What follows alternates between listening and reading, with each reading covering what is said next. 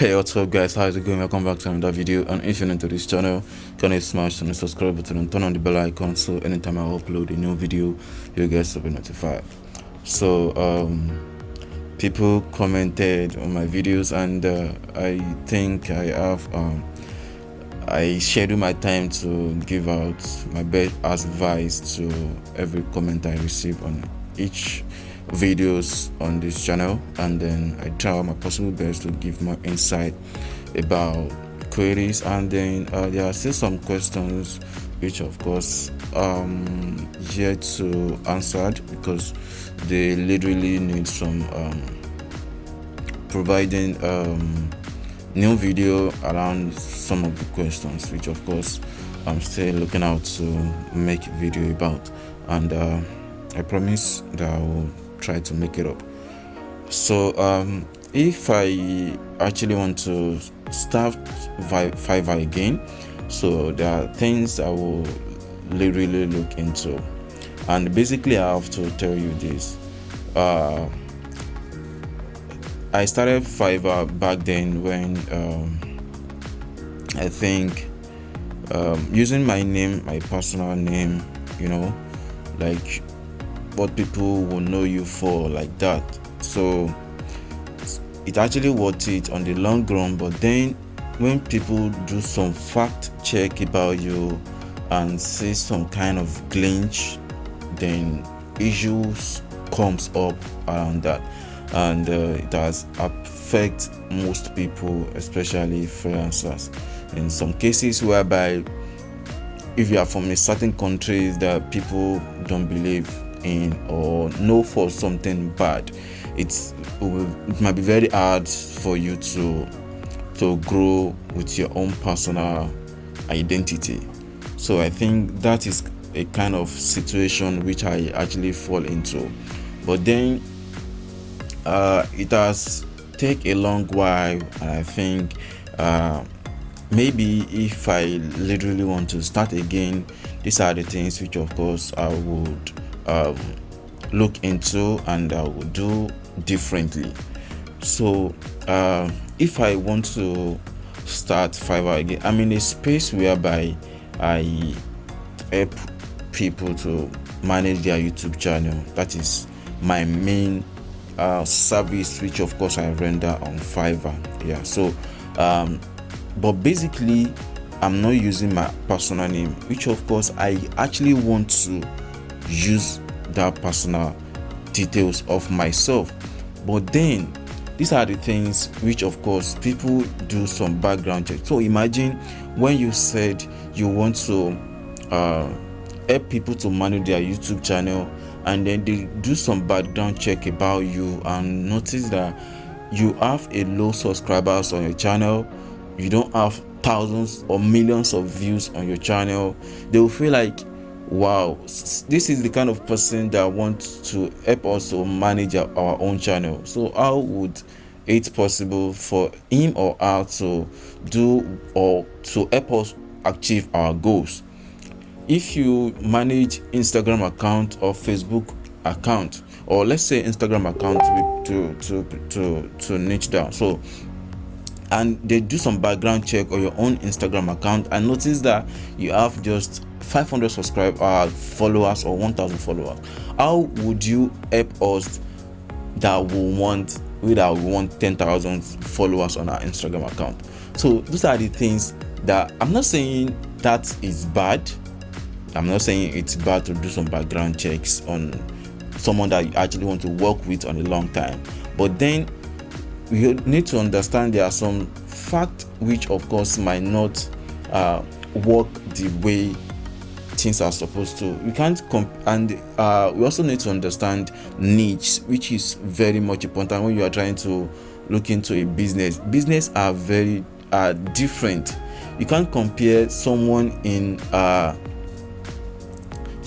finance niche compared to someone in cooking niche. People might be interested in subscribing to that cooking niche, and people that might subscribe to that cooking might be mostly female for example, and people that might be interested in subscribing to maybe making money online or finance niche or industry, might be male. So these are different things which of course we literally need to look into. But then if you just want to, like, if I want to start again, what I would do different is building up my brand. Let people know me for what I do. Scale out.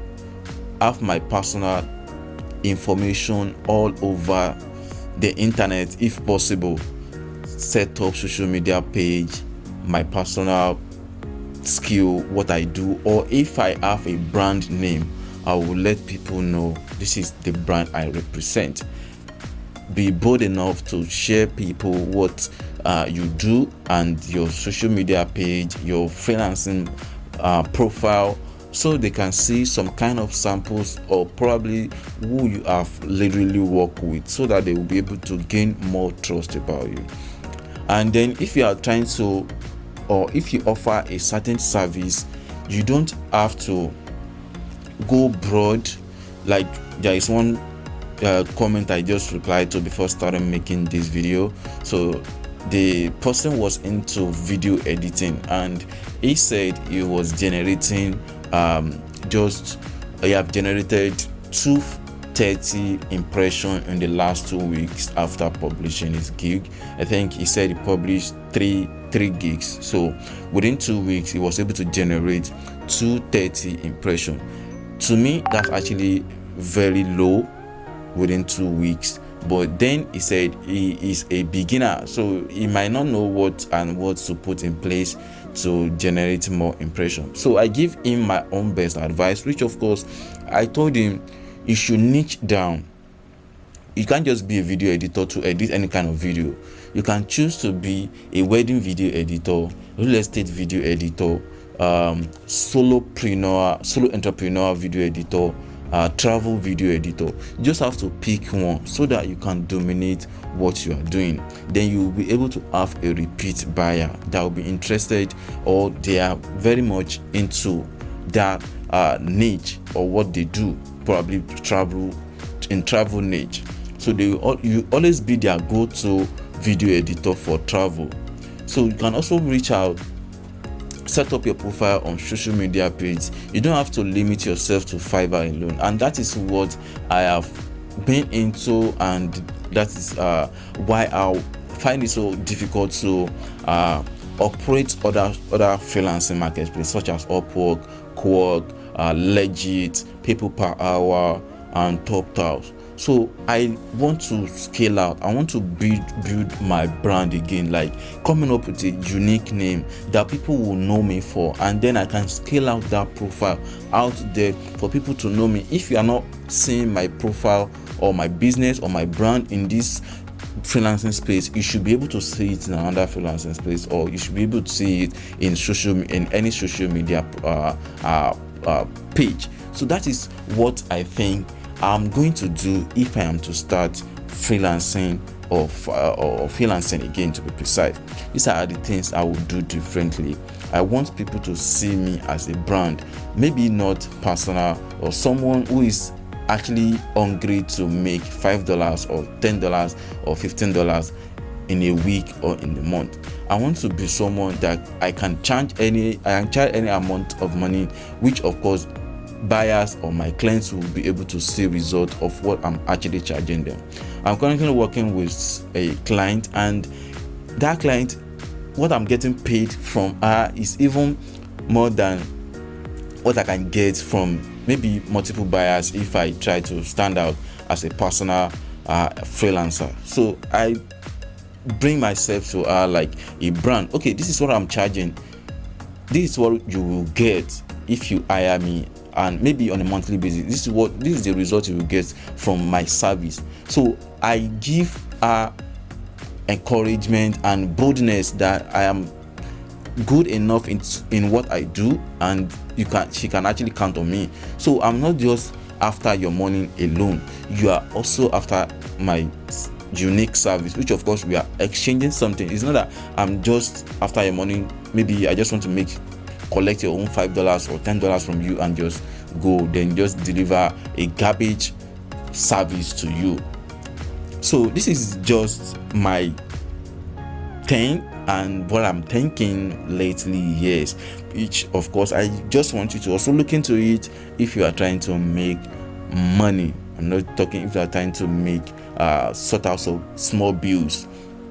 If you are trying to make good money as a freelancer on your own, these are the things I think you should look into to stand out and to make money and to be unique and to have a lot of respect within the space if you are very much interested in that. So this is basically my advice. If you, I think you'll be much interested in listening to it. So let me know if you have any comments regarding freelancing. I will be very much happy to reply to your comments, and any questions, let me know. So yeah, thank you, and I'll see you in the next one. Peace.